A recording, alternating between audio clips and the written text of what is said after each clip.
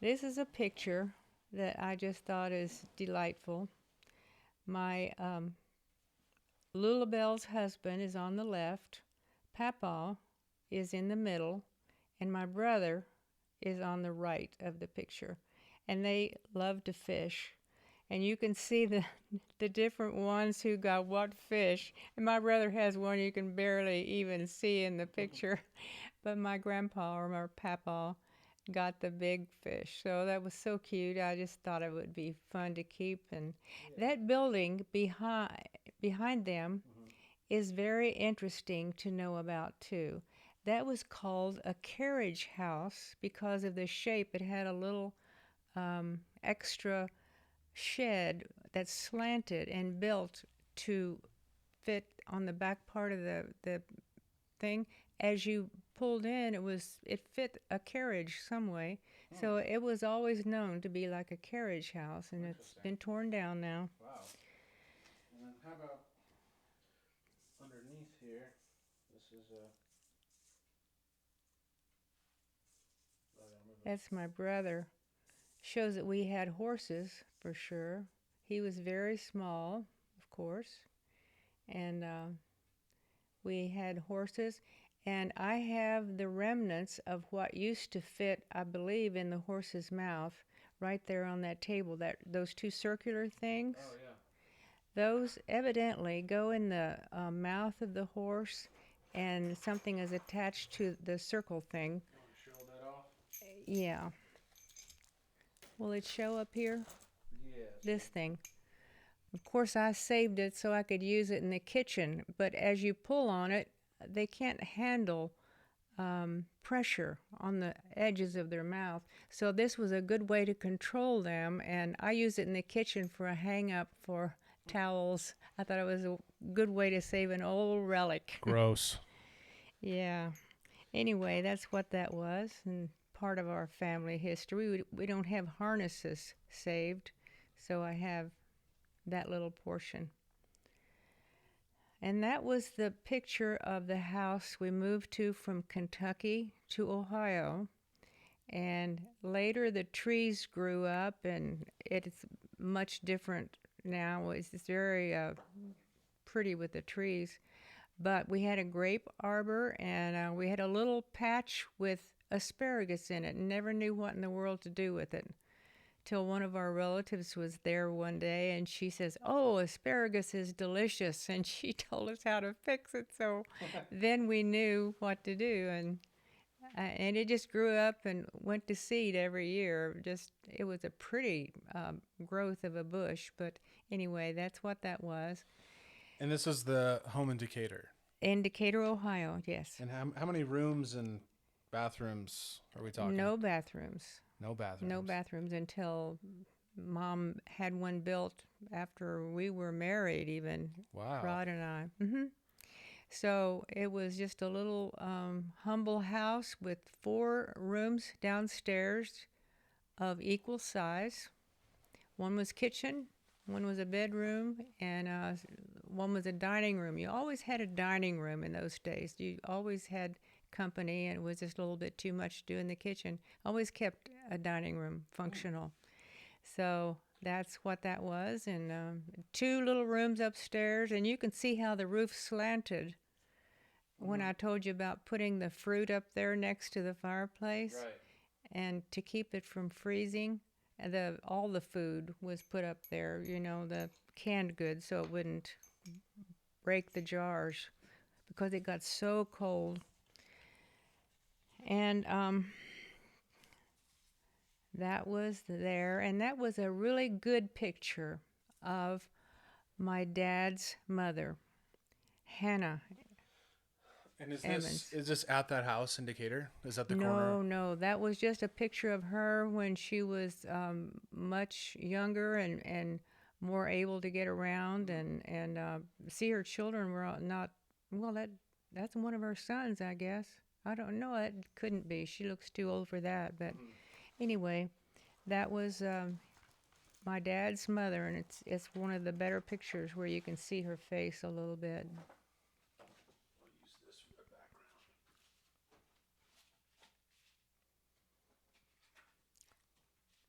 and she had several children. That's another picture of her. And most of the years, as a young child, even when I was growing up, she was very fragile and in bed for many years. So that was good that we could see her in that other picture and then standing and all. That was all interesting stuff. I think we saw this one, but And that was my papa when he went to Florida. Just to let you know, he was down there visiting his daughter, Lulabelle, and she was the wife of the one who had the alligators. And that's when their little girls were probably 2 and 3 years old, Betty Lou and Linda. And to let you know, look how he was dressed just for travel. He wore a little suit. People did that in those days. It was just the proper thing to do, and all the men wore hats, right? always wore a hat. He was a hat person. So What was the? I mean, why did everybody have a hat? it seemed to be the better way to dress, and maybe it was because it protected their head in the summer when it was hot, and maybe because it was very comfortable to have one on when it was cold weather, True. which got bitter cold there. So Interesting. anyway, I thought that was a interesting little tidbit to share. That he went down there and would visit maybe a week, maybe 2 weeks at the very most. Now we're going to pick up on what I had explained part of last week about the tobacco. In the harvesting time, when the leaves are very grown, they're probably 8 to 10 inches of the larger leaves at the bottom, and they could be very brittle. So you cut the tobacco with that little hand knife that I shared last time. Yeah. And then you speared it onto the tobacco stick, and about 8 to 10 plants would fit on there. It would start to kind of wilt and droop in the sun. And that's how they propped it up. See, in the background, the tobacco sticks are just propped up, leaning, and kind of like mellowing out, you might say. Where are they? See those things at the top, that yellow looking at the top of my brother's head. Yeah. and Rod's head. Okay. And it just captioned the look of what it's like out in the field. So you can tell it's a big job to even take an acre of tobacco, Yeah. harvest it, and then bring it in and get it into the barn for safekeeping for fall before the rains come. Right. And that was one of the stages that you can see the tobacco Wow. drooping out in the field and getting ready to be loaded onto a wagon. And I think that's another picture of the tobacco. That's why I shared it. See it in the background behind Mom? And as I said, they grew it in a different area of the farm all the time so that it wouldn't strip the ground, or so the soil would be good to grow it and all that. And that's how Mom would mow her barnyard. She kept things so immaculate when she was up and about and able to keep her yard well. She did a great job. Wow. She just mowed everything right up to the building. There's the tobacco. It's on the sticks, and it's loaded and ready to be put up into the barn. I don't know how come, but I'm glad we did take that picture. But that's not typical for us to take pictures of something going on all year long in the area like that. But that's what the tobacco looked like, all mounded up on the thing. See how the sticks are poked through the plant, and it'll hang up in a barn and then cure out, it's called. Wow. It'll cure. Then they'll strip it. And that's another famous thing in the tobacco world, stripping of tobacco. Oh, that's an interesting little tidbit, too. You see there's a little tiny bit of snow on the ground, I think. Yeah. That is a brooder house where you go and buy little chicks that have just hatched out of the shell. You get them in a wide box that's very short and has little holes peppered all through it so they can breathe. But you order like 100 chicks in a little box and you take them home. But see, it's cold there because there's snow on the ground. And we had a thing called a brooder, which is a circular heater that allowed the little chicks to kind of cluster under because they get cold in this bad weather, and they couldn't even survive. In fact, they would die if they weren't kept warm enough when they were that young. So that is the brooder house, and the sun was on that side of the house so that they got as much light from that as possible. But you always got your baby chicks when it was still very, very cool weather, so that by the time it got to be spring and you let them out on the grass, and talk about so many feet per chicken, we had it. They had a nice big chicken yard to run through, and that was where we started the growth of the little baby chicks. Then they went graduated to a big thing called a hen house, Okay. which is a different picture in there somewhere later. But you had to keep them warm, and I thought to myself, it was such fun to go out there to that little brooder house because it was one of the warmest places on the farm for a little bit whenever it was cold.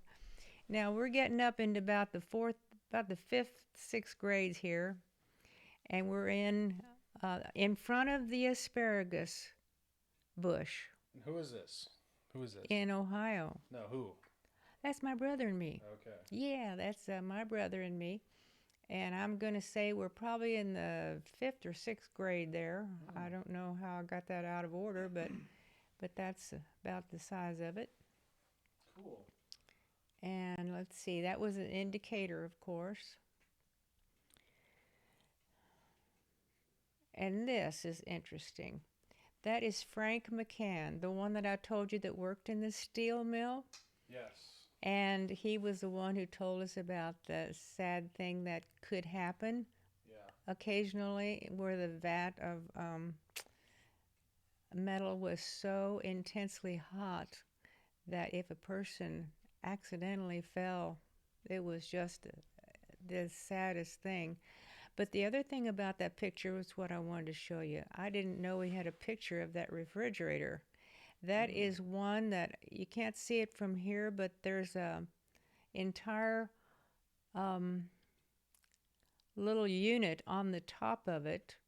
And down at the base of the left-hand side, you can barely see the little door. It's a little trap door. Yeah. Well, you open that up and pull it out, and there are some heaters in there. And you put kerosene in it, and it burns, and it gets really warm and does the function of cooling down and making the whole thing operate. And you get maybe 1 day's worth of cool air in that little refrigerator. Wow. And maybe if you hurry and use your ice when it's first frozen and put more water in, you might get a second tray of ice, and that's it. Wasn't the action like you were boiling liquid ammonia or something like that, and then that's what created the coolness? I don't know the function of it. I have to ask I'll somebody. ask my dad. Yeah, I would like to know that. That's because I think that's what happened. Because I asked him about it one time, okay. and because you used to use like a fire and you burned kerosene. Yeah, yeah. And I think they boiled liquid ammonia. I'm not 100% sure, but you know what's also interesting, that these cinder blocks here. I mean, they're in such a. I've never seen cinder blocks like that. You know. Oh. They're just sort of crafted and they were molded in such a unique way. You just don't see cinder blocks like that. You know. That was near the kitchen door, and that eventually got built in. On Mom's and Dad's house. I'll show you another picture where that's filled in, but that was the early years when we moved there. And you walk straight into the kitchen, and through the after that porch, you know, and went in. Yeah. But that was them just visiting, and it shows you that Frank accepted us at whatever humble situation we were. We lived in the other houses, and they were big, fine things, but but that was our home, and he still came. Okay, that was another picture later on, and you can see that was where that used to be a porch over on the right. Oh, okay. That was the porch where the door is, and it's all filled in. And that's a picture of my brother, my mother, my dad, my papa, and me. And that is a special plant growing there. I'll think of it in a minute what that was, but it was something that was supposed to be very medicinal and helpful to heal things, and so my mom grew one. Interesting.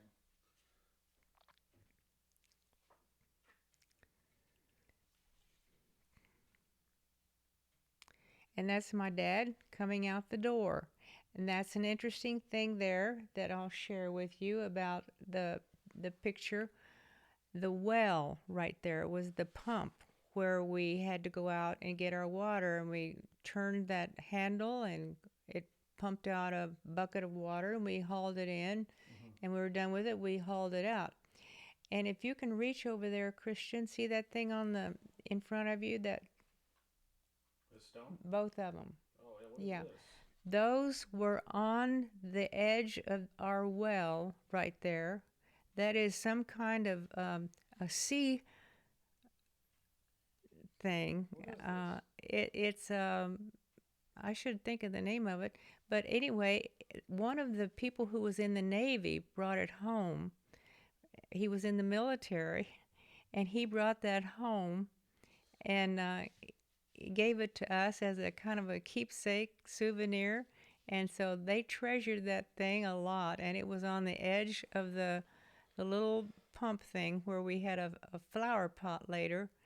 And I'm gonna be honest, Grandma. like, This looks really weird.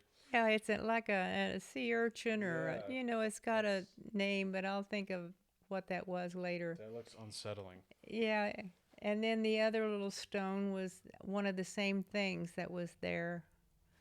It was on the edge of the well, as keepsakes that this military family member had brought home He brought you a rock from the ocean. Oh, just from the ocean. Okay. Both of them were from the ocean. That's why it was such an unusual thing. We hadn't been to the ocean. That's big time stuff, got you know. it. Yeah. So they gave us that. That's really interesting. Yeah, I thought that was.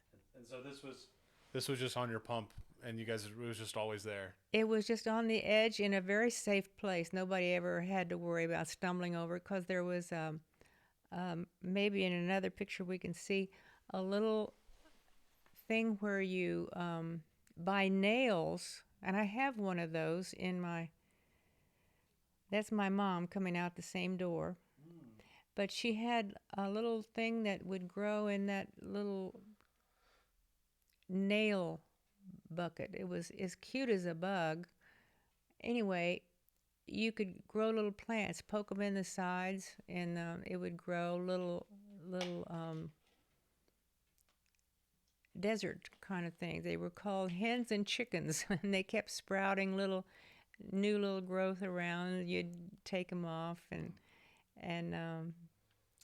anyway, those stones were beside that, so it was a very safe place to have them, and nobody could fall over them or anything. But it was a great keepsake. And that just goes to show you what those hay bales were like. And you can barely see the one that's closest to us, that there are two little lines that go up the length of the thing, and that's where the wire was placed, and it held it compactly until you wanted to take those off and use the hay. But you would stack that hay up in a haystack, and sometimes I'm guessing it would be probably 12 feet tall, and a big long stack of hay, and it kept really fine all winter. You kept a tarp over the top of it.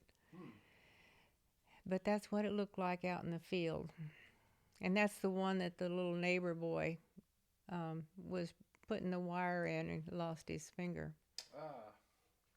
And that was the cow barn on the farm when we first moved there. The cattle part was down on the left-hand side. There were doors on the other end, and you allowed the cows to go in. There were stalls in there. It was nice and warm. When it was bitter cold, you had to think about keeping the cattle in for some of the hours of the day so they wouldn't, be out in the terrible cold. How many cows would you put in there? Like, how many cows did you guys have? We got all 6 of them in there. 6 same time. cows. Okay. Yeah, it was a big barn. Doesn't look like it. And that thing at the right-hand side is a tank.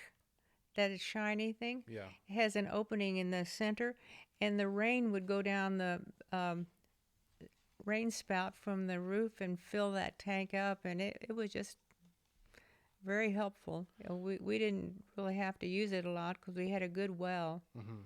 One time the well, they wanted to make sure it was clean, and they went down to clean it out, and that is a rare occasion because that's a different kind of job. You had to pump all the water out. And I remember they found so many horseshoes down there. I don't even want to quote how many, but it was something like 30-something. And Really? it was a wonder it didn't give us too much iron. I'm finding out from Dr. Gundry now. But anyway, it was just an absolute rare thing to do that. They had 2 or 3 men to help do the job, lifting all the mud and the depth that had created there. But we had good water. Oh, we had fine water. Interesting. So that was the barn that burned, and I'll tell you later how we think that burned. Did you want to go over these? I think that's a different set, Granny, if I'm not mistaken. dogs. Okay. It might pertain to there now or not. I don't know. But let's jump into some family questions.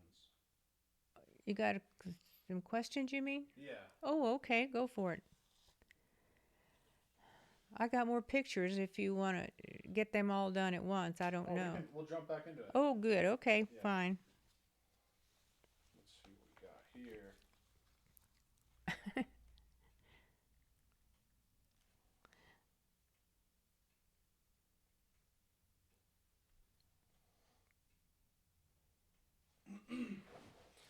Okay, these are from Ben, Oh, your grandson.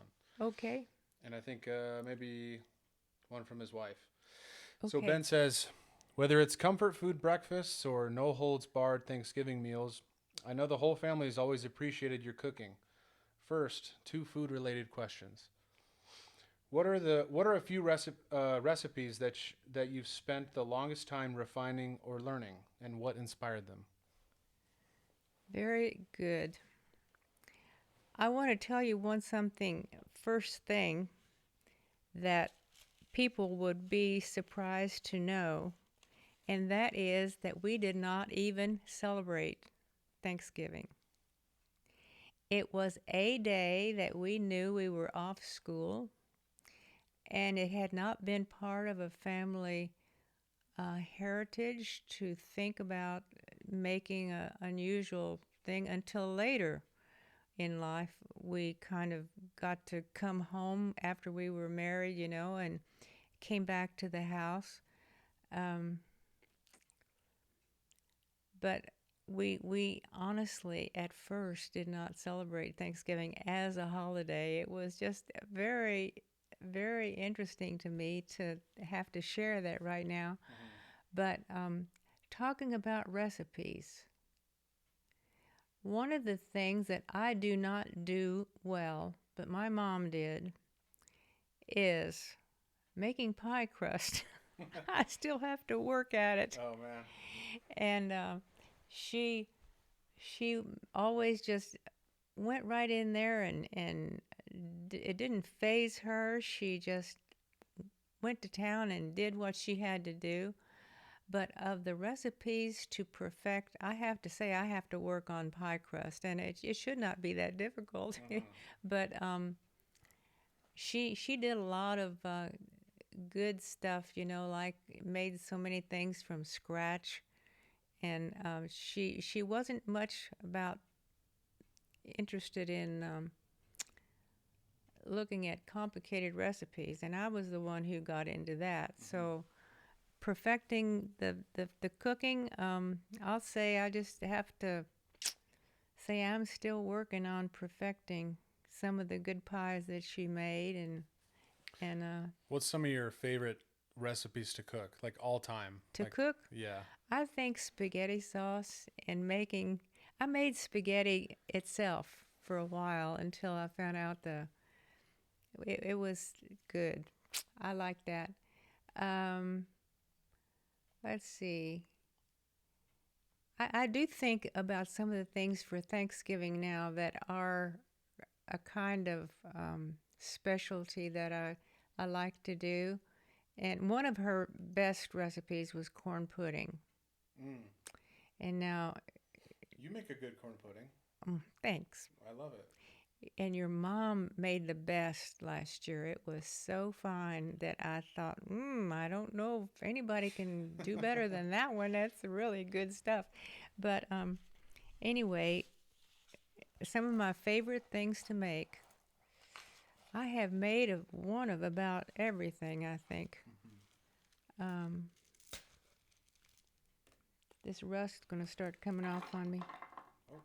Um, let me think about foods that I like. Oh, I like to make bread, and that gets a little bit involved, and we all have to think about the gluten thing now too, Yeah. and making something tempting for people to want to eat that'll harm them. We have to watch that. Yeah. So when did you? You said you didn't really start. You guys didn't really do Thanksgiving. When was it? When did it become a thing Well, I have to tell you a for you? fun little story. Mm-hmm. We had a neighbor that grew turkeys, and one of her sons wanted to have one of her turkeys for Thanksgiving, and she hired my mom to do the killing and the dressing of the turkey. To take the feathers off and get it prepared to give to them when they came up and that was like she paid her like $1 or $2 to do that. And so we realized that people kind of celebrate Thanksgiving, and we were off school. But to say we had a big festive dinner, I'm going to say it was after we left home because we just did not understand that the whole world was celebrating, and we didn't see the things that you do now on TV about Thanksgiving and preparing for it, and the different kinds of meals it would be if you read something in a magazine or whatever, and somebody says, "Oh, people do that on Thanksgiving." Well, we did. We really only we got to come home from college because it was Thanksgiving. It was a holiday, and I'm going to say we had chicken most of those times. We didn't have a turkey. Chicken's We did. good. I don't remember when Mom ever had a turkey. Yeah. It would be after we were married. It was interesting. We should fix our favorite stuff, when we came home and things like that. But that's when it happened. It was after we were out and kind of got exposed to it in the regular world that it was a time to have a big meal. Good deal. Okay. Here's a little follow-up question from Ben. What are one or two of the most memorable meals you've had? What did you have? Who were you with? And what made them so memorable? Meals I've had. Yeah. Even if it was just like, I don't know, where you were at the time or something. Yeah. Meals that I've had. Let's see. We can come back to it if you want to think about it. Okay, we'll have to think about that a little bit because I have had an opportunity to eat different places now, but I have to think about something that's very unique and special and different. I'm going to have to say, um, just celebrating meals with them far away, and it being a rare occasion to be able to travel across the country and just learning what they had to have for special. Because I remember they liked banana pudding. Who's this? See there? Ben and Sam Oh. and Lisa would make that. Mm-hmm. So I thought, well, that's very nice and good to remember. So I remembered that. They had they have different kinds of meals in different places. Let me think about the most unusual that I've been to. We'll move on to the next question. Okay. Let you think about it. This is a question from his wife, Emily. Okay.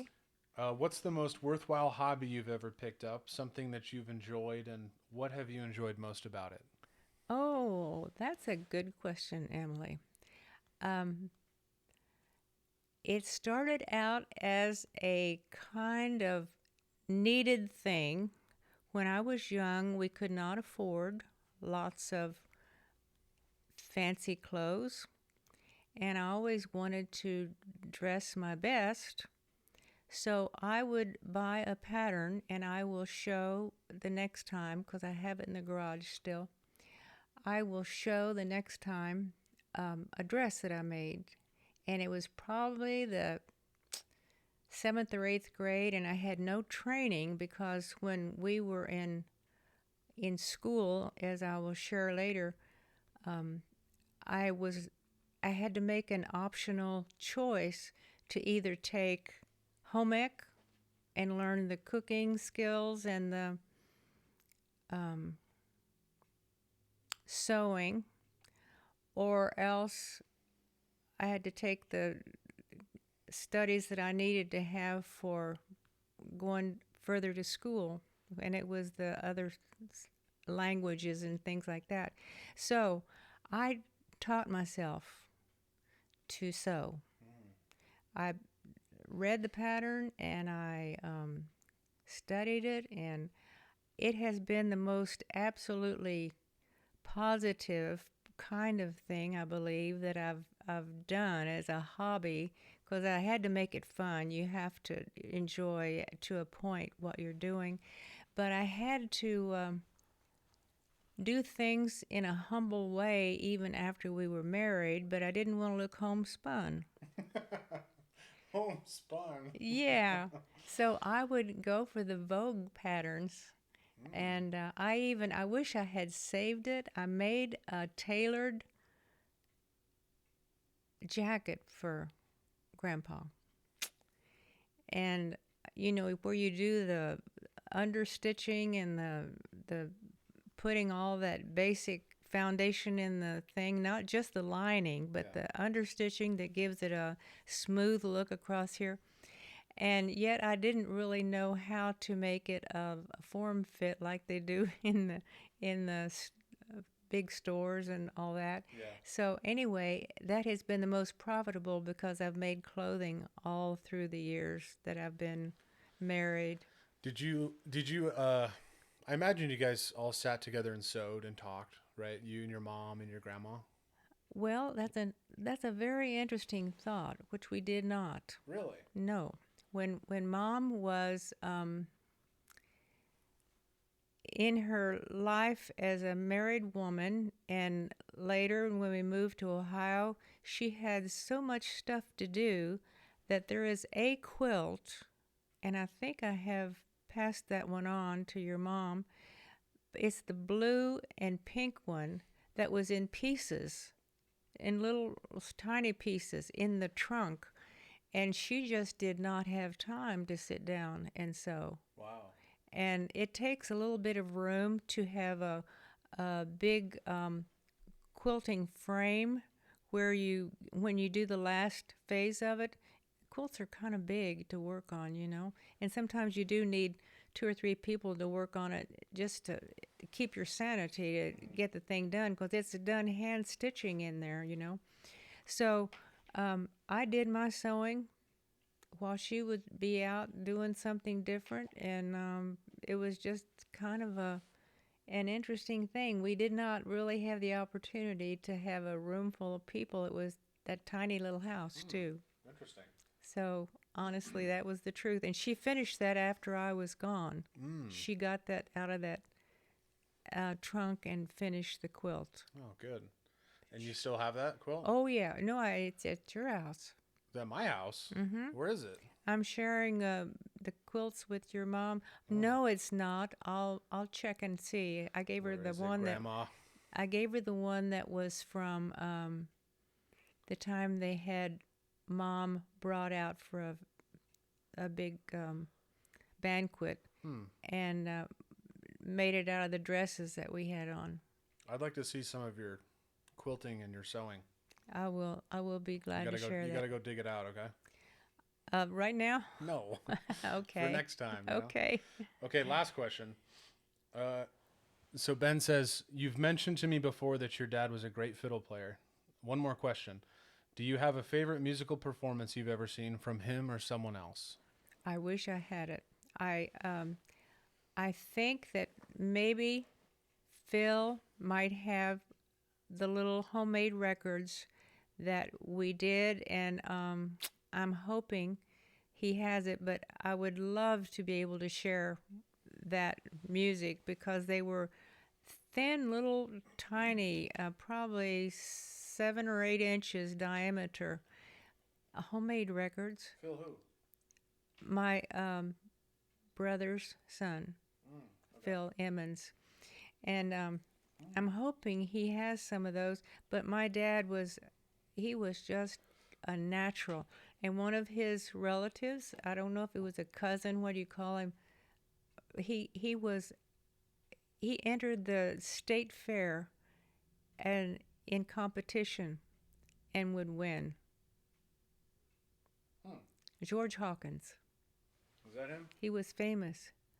No, that's not the one. Oh, it's not Phil? No, that's not Phil. Okay. So maybe I'll track him down. Phil's in a picture up here somewhere. Oh, it's okay. Anyway. I want to track him down because I do want to hear that. Yeah. I would hope that he's got those and they got saved because there's one little place on the record where my dad did not know it was already functioning, and his voice is on there even, where he was saying we're going to get ready to whatever, and it was. And so you've heard these? Sweet. Where did you hear these at? Oh, we played them at home. Oh, okay. Yeah, we had a little thing we played the records on, and but they absolutely were. He just never skipped a beat. I had a lot of opportunity. I was going to tell you that. I started in Lewisburg, and that had to be like the 2nd grade.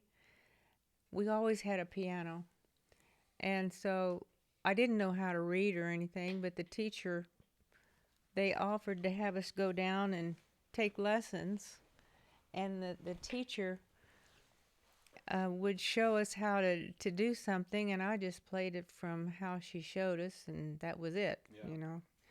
So I did start there, but I had opportunity to study many other kinds of times, you know, like over in Decatur, and later when I was out of school, I was taking piano from a teacher over at the Bible college where Grandpa was.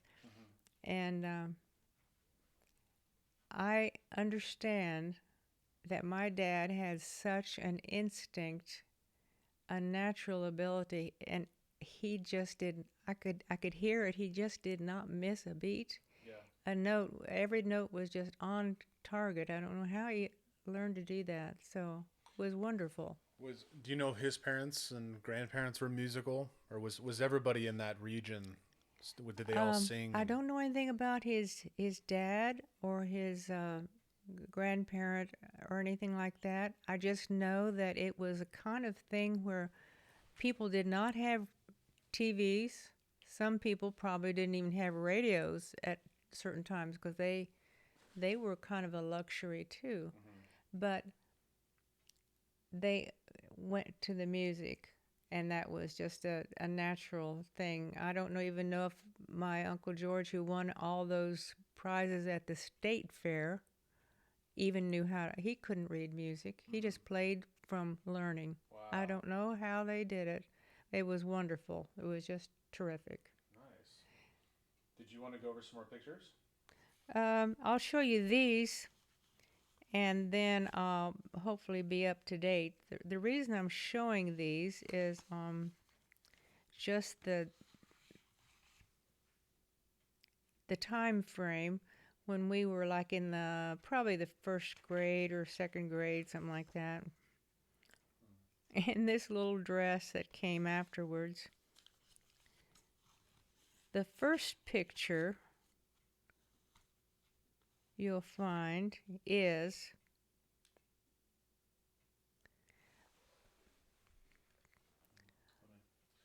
a picture.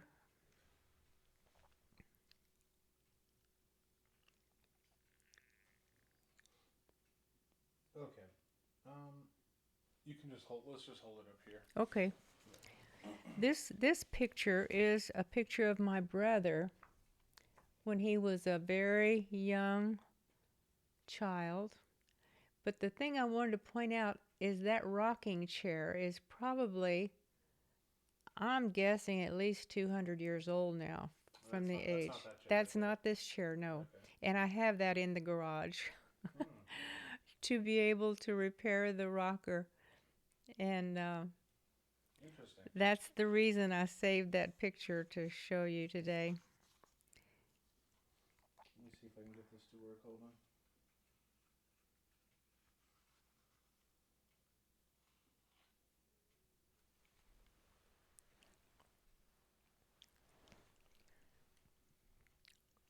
Okay. No dice. We'll do this one. Up his? I'll hold okay. It up, yeah. And that's my brother. Probably second grade. I thought that was such a sweet little face. Yeah. And then this is me.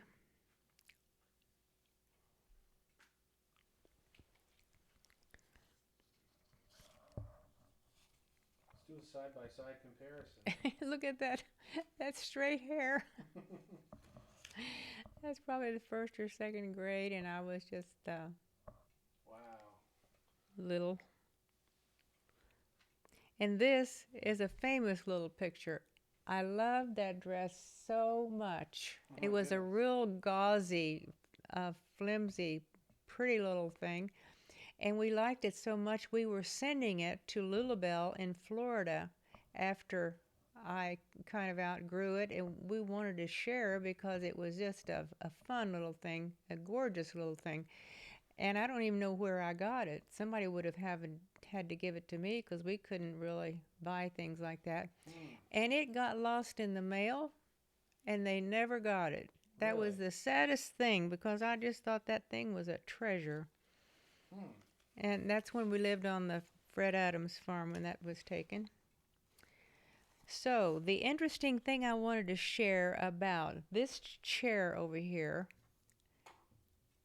is this one right here. Before my mom and dad were married, and Mom was in the house with Granny Hall, the one who helped take care of her all those years. You know, there were many fires in those days. And when you had a fire, you just did not take a chance and go in and try to go into a certain room and retrieve anything. They just grabbed up what they could and ran out of the house. Really? And this was one of the two chairs. They had two chairs in their arms. I don't know if Mom carried two of them by herself because they're lightweight. But so there was a fire. A fire burned down the whole house. Which house is this? This was a house before, I don't know where they lived exactly, come to think of it, but it was in a house before they lived on the Minerva farm. And so were you born yet or no? No. Okay, I wasn't. This is before I was born. Wow, so they had a fire. And they carried two chairs out, and one was given to my brother and one's given to me.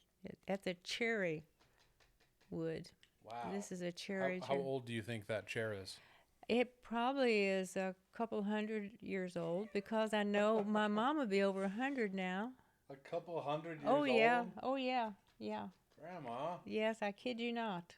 that's amazing. Yeah, that's a special memory for me when I look at that to Wow. realize what that was.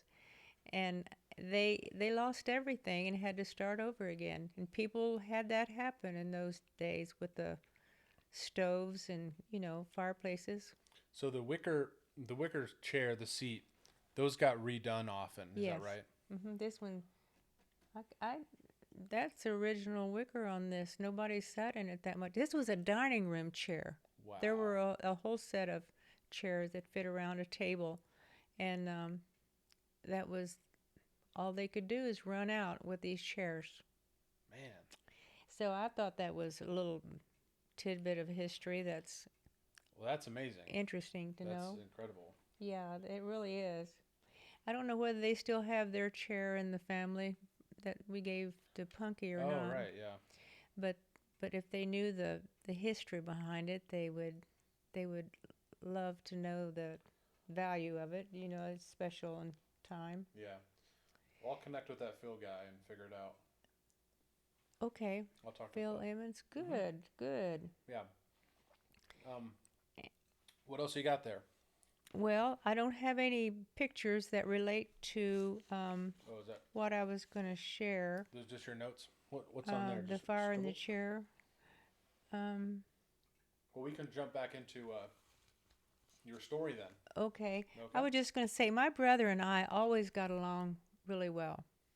When I think about what I hear of people commenting, and sometimes you get really kind of frumpy with brothers and sisters, he was always a good soul and just never provoked me. We just really, we didn't do a lot of different things. We might have played checkers once in a while, but we did not really have any big difficulties in life, and I appreciate that now. Did Punky play any instruments? Oh yes, there's a picture of him with his guitar. He played the guitar very well, and he joined my dad and that friend that we had, Billy Baldwin, that I told you would come over, or we'd go to their home, and they would play for probably 2 hours straight. Just never stopped. Just Wow. loved it, and it was very enjoyable. So my brother played the guitar. He took that up, and I have a picture of him. I had it, but I didn't think it was the right age frame or whatever. So I'll show it. last time we left off, you had just moved to Decatur, and you're in a brand new house. It's a brand new farm, and this is the farm that you stayed in for a long time, right? This is the farm that your mom stayed in until 2001. until she passed, Yes. right? So, what grade were you in when you moved? I think I was in like as I told you, we always had to move when it was cold weather, and it was in between a new year of starting crops, and that's how I can recall. So I'm confident I was in the fourth grade. I remember that part, and from the fourth grade and then to the fifth and sixth, I began to understand, and I loved to hear the teachers tell these unusual things, in class. Things that just really kind of stimulated my mind. I got very interested in studying then. I liked to do reports even. And coming from not understanding anything, it was quite profound when you think about it. So the fourth and the fifth and the sixth grades were really a takeoff for me. And then I got to be in the seventh and eighth grades, and it was still interesting. I just tried to keep up with whatever was going on. My brother was always a good student, just naturally fell into the enjoyment of school. He was younger than you, right? 2 years older. 2 years older. Okay. Minus 1 day. That's right. One day. Did you guys ever like see each other at school and walk by each other? We didn't really. We just kind of glance over. Sometimes we were in the same study hall, Okay. and we'd see each other. But in those days, kids were very respectful of their teachers, and we just did what we knew we were supposed to. You did not do any kind of back talk or sassing or challenging. Mm-hmm. We just kind of listened, and was all good. But I would see him, but it was just nondescript, nothing. We didn't wave to each other or anything like that because we rode on the bus together, and and we'd see the bus coming way up the road beyond the Jodry's house. By the way, the farm right next to us had a log cabin for a house, and it was smaller than ours. But it's a real log cabin. I might have a picture of it here, but it was the Jodry's house, and so when we'd see the bus coming up there, then we'd start to walk out the lane because it was cold to wait out there in the, Yeah. just freezing cold. What was middle school like it is today? So like when I went from 6th to 7th grade, which was the start of middle school for me. Some people start at 6th grade. It just depends, but I went from being in like one class with one teacher all day to all of a sudden I had like first period, second period, third period, and then I would switch rooms right when the bell would ring. Oh, right. Was it like that for you? I Or? think the 7th and 8th grade were pretty much all in one room. And then we started, and that's something I have to share that was a wonderful thing that the principal did, which I did not really realize was happening. His name was Mr. Weeks, and they lived right next door to this school. And they had to be very non prejudiced toward anybody. They had to be just fair with all the students. But when they ask what people want to do when they grow up or get out of school, and I got to be too old to say I wanted to be a cowgirl, I had to say something. Yeah. I knew nothing about nursing in nurses school or whatever that meant. I just said that one day.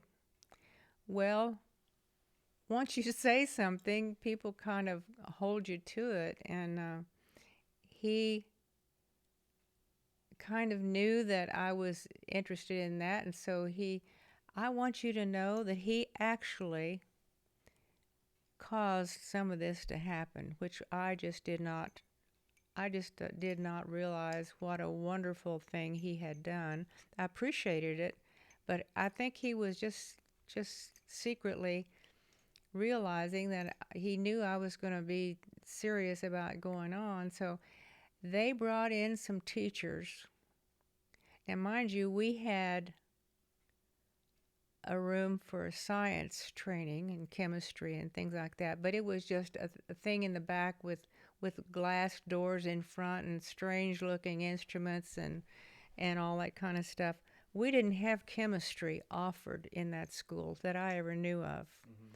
He had someone come in who could teach chemistry and some subjects that I needed for further going on to nurses training.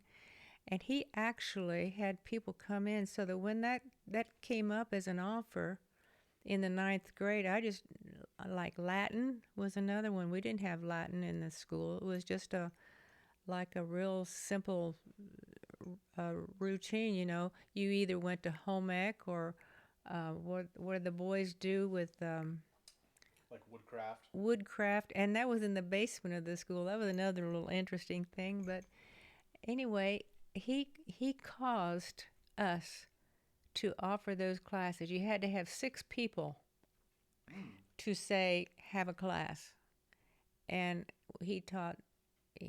He had chemistry offered. He had Latin offered. That was a requirement.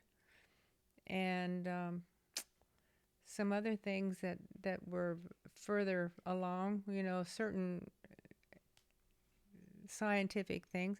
So anyway, I didn't realize what a wonderful thing he had done. And he was kind of doing that, I believe, to help me along because he knew that's what was required. It was just really, I would love to say thank you to him. Yeah. I didn't know. It kind of set your life on a path there, didn't it? Yeah, it certainly did. You ended up becoming a nurse. Yeah. And that was your career. It just kept going. mounting. Yeah. I said that a nurse, once, as I said, when they said I got to be too old to say I wanted to be a cowgirl, I had to say something different. Yeah. So that's what I did, and that's how it happened. Yeah. Because I knew nothing in the world about what I was doing when I went down there. Mm-hmm. So. And how about so 9th grade? You're in high school. Yeah. Was that on the same premises? Oh yeah. It was. Everything was in the same school. It was a very. What was your school called? Decatur High School. Decatur High School. Yeah, and grade school was all there too. I can't remember how many different people were in the different grades, but as I said, I started there in the 4th grade, and I just remember the teachers were all good. One of our teachers who taught bookkeeping, I'm still trying to recall her name. She was very enjoyable, just a simple, like a farm lady, but she knew her subject, and she would teach us how to add the total of two things really fast, and the total of two things to the total of two other things, like 4, 6, 2, 9. You just take the total of the first two, and you add those two totals, and made your math a lot quicker. So I thought, but she told us we could do it, and we thought we could, so we did. It was fun, but they kind of made, and Miss Purdy, she never got married, was an excellent English teacher. We had like state board kinds of tests. They were called every pupil test in those days. And they would give us tests, and she was just really on top of the game. We really had good scholastic training in that part, so it was all good. How did the farm do during like middle school and high school? Like was everything okay, like with crops and things like that? Through the years, my dad just kept working and doing everything he could to be successful every single year. It wasn't until I went into nurses training that my dad got the diagnosis of, his illness. And I kid you not, this is not a fib. It was like in December, we heard that he was going to have surgery, and I have pictures of him in the hospital and me wearing my little nurse's uniform there to just visit with him, And I learned, when you have a class called Fundamentals of Nursing, and you learn what the emotional and the on-hands kinds of work has to be done after certain surgeries. And this is the part that you're going to find hard to believe, but it's real. I went to class the week before my dad had his radical surgery, and found out what this diagnosis entailed, having this surgery, and he had that the very next week. And our minister called me at school, and you had to go to a central kind of phone to receive a phone call. You didn't have phones in your room or anything like that. Mm-hmm. And he explained to me that my dad had had that surgery, and I had just found out what it was. Wow. And the mental support that you have to give to someone. But that's another whole story. I got to tell you about that. My dad was so grateful to just be doing well after his surgery that he took on extra crops the following, not the very next year. He might have had to heal a little bit more following that, but he had an 8-hour surgery.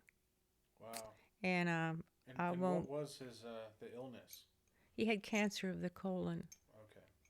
And had to have the radical surgery where they take the main part, most of it out.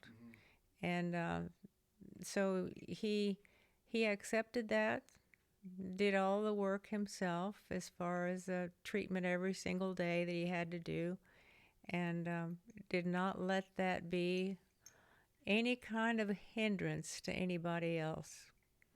And it was a little bit of a, I told you he was a deacon, and he did want to be kind of mindful that he was not up front a lot, or didn't have to go up front a lot anyway. You know, different kinds of services that they do in different areas. His was not that complicated, but he was careful about wanting to be safe around people, you know, and didn't ever complain. Never did not complain. It was such a good example of acceptance for what comes to you in life. And anyway, that was hard to think about, him having to deal with that, but he did it so well. Yeah. Was there a this is unrelated, but Okay. was there a season of note that you remember where maybe a winter was really, really bad while you were in Decatur? A season of. Well, maybe just like a winter snowfall that was like. Oh, I'm so glad you told me about that. Let me tell you what happened to me or my brother. Oh man. We had one time, it's so rare that the bus cannot trudge through, but we had some steep little hills. Some of them were steep enough that the bus didn't go over it very often, and thank goodness there wasn't anybody there that needed to be picked up, or they would have had to walk up a hill.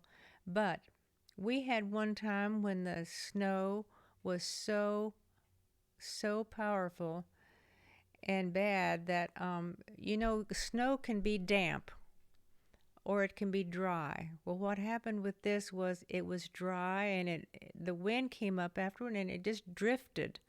The snow drift, I kid you not, was almost even with the little brooder house.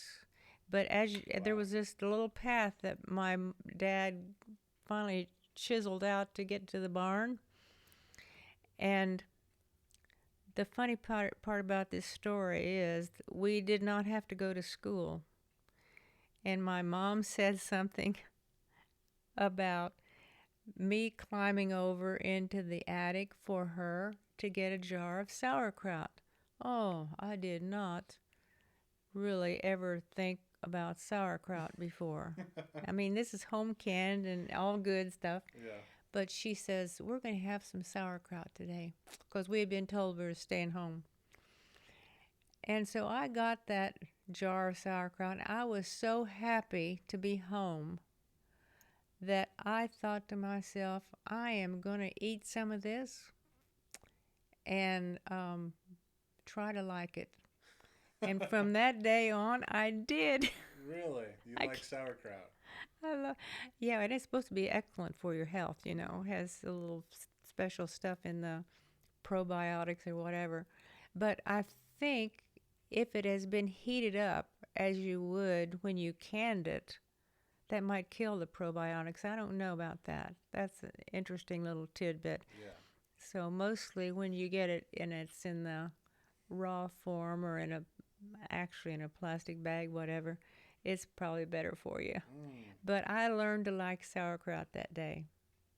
And it was because of that storm, and I was home and so happy that we got stuck at home. But in those days, I was beginning to get interested in studying, and I like to write reports. Just like to find that information and put it together and start to do that. And see, that's coming up from not even knowing what's going on in the first grade. Yeah. What was your favorite class in high school? In high school, Yeah, favorite subject. I might have liked English, one of the better of the different subjects. I tried to keep up with every one of them as it came along. Like, I didn't know what was what in the beginning, and nobody else in the class understood any better or more, whatever. So I thought, well, I'm kind of on par and I can learn. So I did. Did the school provide your books?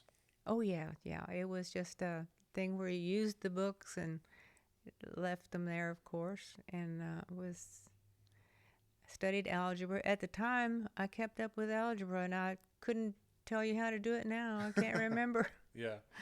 but I did. So you liked English. Did you ever have to do any book reports, like over the summer or anything like that? I don't recall that we had to do much over the summer. Mm. They probably knew that we had enough to do helping out where we Sure, lived. that makes sense. That they didn't really say anything about it. I don't recall ever doing anything over the summer, unless it was 4-H. And that's when you'd make a little project and take it to the fair, like you told me to And tell you about. Were you in 4-H? Yes. Mm-hmm. You were? Mm-hmm. Okay. Mm-hmm. That was like a club, right? I mean, A little tiny group of 4 or 5 little kids. yeah. Yeah, we did that. So that was during the summer. What was one of the projects you did for 4-H? Oh, I think I probably hemmed a dish towel.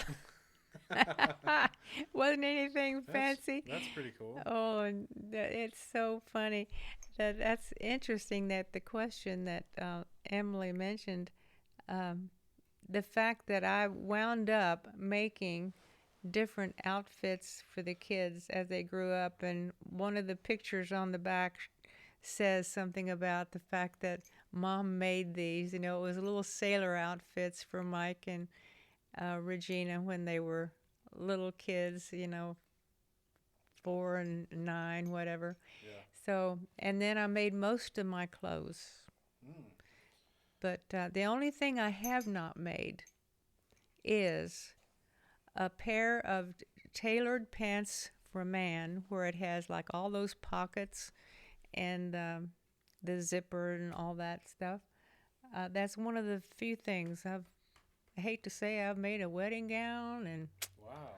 yeah, it wasn't the most complicated, but I've learned, you know, different things through the years, but that part was all self-taught, because when you choose to take the algebra and the chemistry and the classes that I told you about that Mr. Weeks got ready for me, Mm-hmm. you didn't get to go to home ec, and you didn't get to go do those fun things like make the rolls and have everybody come in and eat them and share them with the rest of the class. We didn't get to do that, so it was kind of sad in that respect, because I would have liked to done the sewing also, but you either had to take either or, one or the other, the chemistry and the whatever. How many people were in like a class in high school for you? Probably 12. 12 people. Wow. Yeah. Yeah, it was, I used to feel so inferior when I went off to nurses training, because I hear these gals talk about their class of 350. Well, I kind of found out later that some of the classes of 350 didn't have the one-on-one help that we probably did in the school. Right. So even though I felt very out of it when I went to nurses training, I just finally realized that I had the same opportunity that they did, And every time we would start a new study, it would be like, well, let's say psychiatry. They drove us out to a place which now you can research on Google. It was called Longview, and we were bussed out there every day. Every day. Every day, for months. Yeah, that was our study for psychology rather. And I knew that nobody knew any more about that when we started. So every time we started a new venture, so to speak, I just thought, well, I'm at the same place they are, and I can learn, and so we did. Sure. So that was all interesting. And when we studied, we lived at Children's Hospital too. We stayed there. When you were a nurse. Yeah. When you did your training. Student. Yeah. What kind of sports did you have in high school? In high school? Yeah. Oh. What was the ratio of like boys to girls, you think? I'm going to say more. Well, I'm come to think of it. 5 to 4, let's say. Okay. Girls, more. More girls. We only had basketball and baseball. And that's what I was going to tell you about last time. When you talked about the fair, there was a time you had to put your name up to say you wanted to become like a cheerleader or something like that for the basketball team. And I have to preface this with an explanation. I was never allowed to wear shorts. Some of the neighbor girls were comfortable and had these little shorts on, and it was so hot, and I just was not allowed to wear shorts, period. You wore dresses. I wore dresses and jeans. Jeans, okay. Yeah. And so the thing is, we were all out in the gym. The whole high school was in the gym. And somebody said, Betty, put your name up. And I thought, well, I can't do that. And then they said, sure, you put your name up and see. Well, the whole high school votes on you. And I put my name up, and I got elected. Elected for what?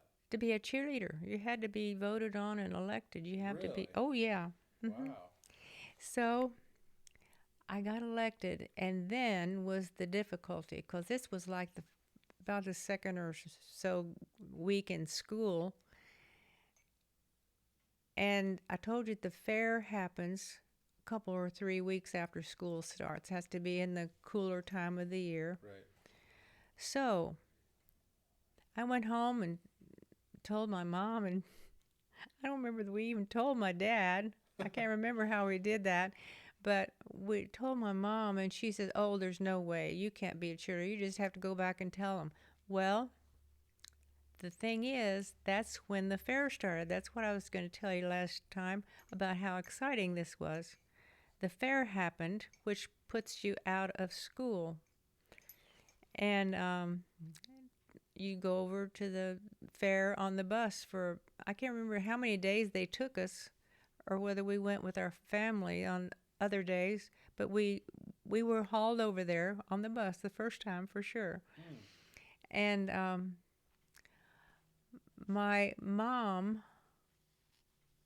knew that I wanted to do this, but it was just not even in the books to do. And she was talking to one of our good Christian neighbors who listened to what she said about, Betty was voted cheerleader, and we just can't let her do that. And we had right down the road, within 400 feet from the Purdon's house, which is close to the end of our road, Chester Gelter, who was a Bible school teacher in our church, and his daughter, Helen Gelter, was absolutely the most loved young lady that you ever want to hear about. She was just a fine young girl, and they only had the one girl, but she was just totally respected and loved and just a wonderful person. And they said, well, Helen Gelter was a cheerleader.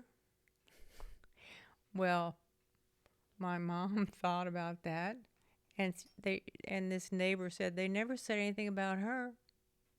So your mom's reservations about you being a cheerleader, it was partly due to money. Is that right? Not exactly the money. Okay. It was the fact that you have a little skirt on that come above your knees. Got it. Okay. And it might have been like not modest or whatever. See. Okay.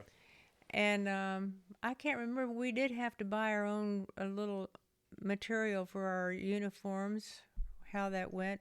But sure enough, once they heard that, they kind of talked it over. And because Helen had not had a bad reputation for being a cheerleader, they said I could be a cheerleader. This 1 year. 1 year. Well, that's all it takes. Is every year I ran, I got it. So I was pretty fortunate they let me do that. I've got pictures of that. Did you? So you only did it for 1 year, or did you do it for 4? Every year that I did it, ran, I got it. Wow. But I did it for at least three or 4 years. And they drive you to the school where you're playing the competition. Yeah. And you learn all these little cheers and stuff like that. So anyway, and so you cheered for the basketball team, the baseball team? We didn't have it for the baseball. It was only the basketball. The Bulldogs, yeah. The Decatur Bulldogs. Yeah, the Decatur Bulldogs. Were the guys any good? Yeah, they won runner-up 1 year. State? Yes, not state. I don't know if it was state or in their league, what it was. The lower league, yeah. Was there a girls' team? We just played fun stuff, not competition or anything. Okay. But we played for fun, on our time when it was recess, to do that. Cool. Yeah. So that's how I got to be a cheerleader. Oh, good deal. Did Punky play any sports or anything? He didn't, and it was partly because I think he was a little reserved too, not wanting to do any damage to his bones. I'm not sure, because he was quite. He could have probably been okay and good, but he just wasn't involved and didn't care. He was valedictorian. Really? Mm-hmm. Yeah. Good deal. And so he was good smart cookie. So senior year of high school, what was your graduation like? Do you remember your graduation? I have pictures of it. I thought Really? it was in oh yes, and it comes in a different section, I thought. So I don't know that I could find them very quickly. Oh, no, it's fine. But anyway, yes, I had graduation. We got to make a trip to Washington. We Wow. During recess, or the time when it was off at noon, everybody was out after lunch. They would play often in the gym because it was cold outside. No, you couldn't do anything. It was just really not possible to enjoy being outside. So they would play little things in the corner, and we would have a little thing where we'd go out and sell candy bars, and we earned our way to go on the trip to Washington. It was an understood thing. Every single year you got to go to Washington as a senior. So we did that, and we did our turn of helping sell the little candy bars and do all that. Yeah. Cool. What candy bars did you sell? Oh, we had Payday for one. Payday. I can remember. It's the worst one, Grandma. Yeah. Yeah, it was. Probably Hershey bars, right? Oh yeah, I'm sure we had Hershey bars, and I was playing the piano, helping out.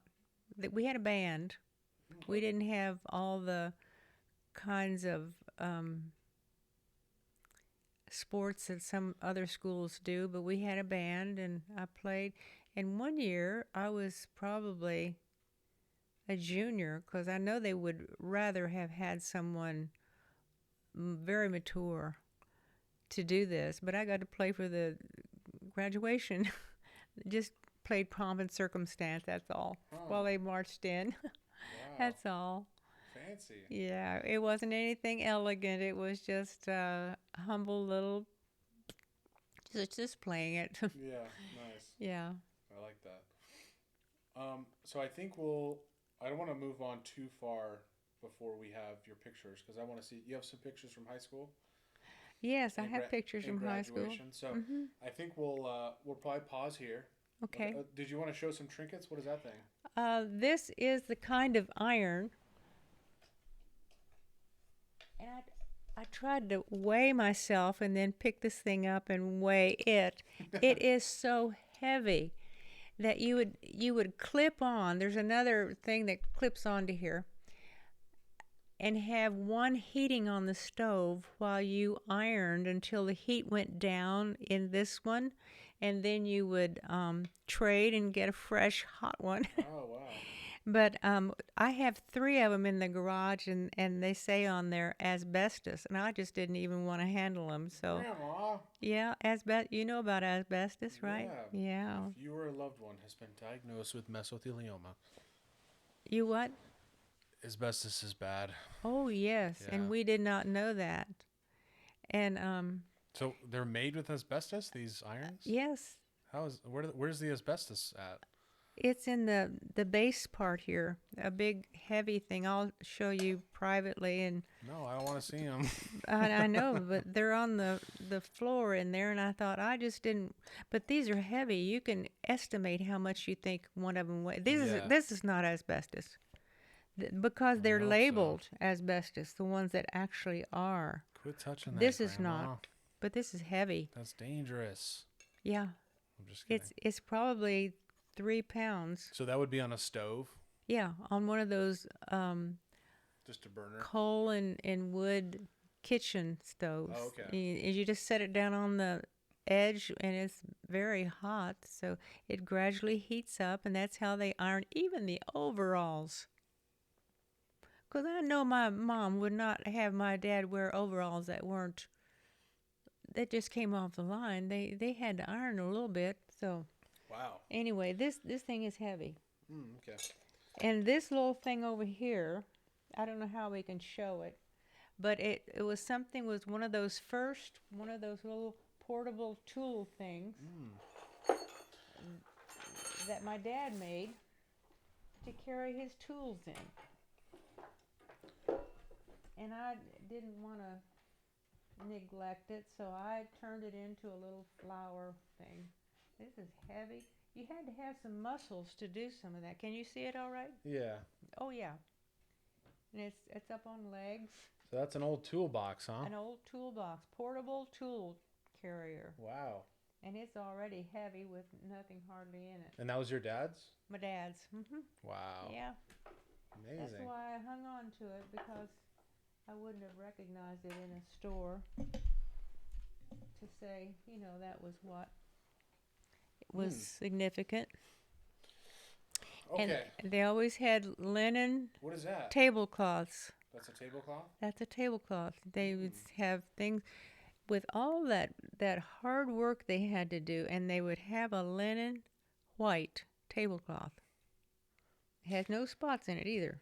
It probably got pretty dirty pretty fast, huh? Yeah, it got laundered every day or every time it was used, but they didn't use it as an everyday thing, I'm sure. They had linoleum or something. It was a vinyl. Something was different through the years. Yeah. For the table to kind of make it usable. And then this is how they did some of the laundry, only it was a little bit bigger. This is a miniature of the washboard that they used. Wow. And just kind of make the clothes go over that, and it kind of saved your fingers a little bit. Huh. And this is a kind of ironing board they had. And what people do with these now is put little hooks on it and put all kinds of little decorations under it to decorate with those. Really?